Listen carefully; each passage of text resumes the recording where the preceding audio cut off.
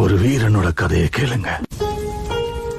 சூத்திரதாரியின் சூதனை எரித்து அகங்காரனின் நெஞ்சை கிழித்து மாயாசுரனை நிர்மூலமாக்கும் துரையாய் நொந்து வெந்தவரின் பரவசத்தை சுமந்து வந்தாள் ஒரு மகாதாய்.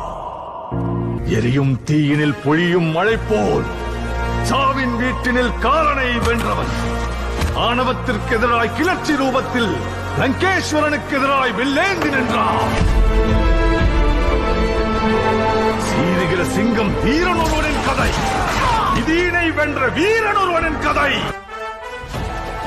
வேட்டைக்காரரை வேட்டையாட ரணவேட்டையனாய் வந்தான்.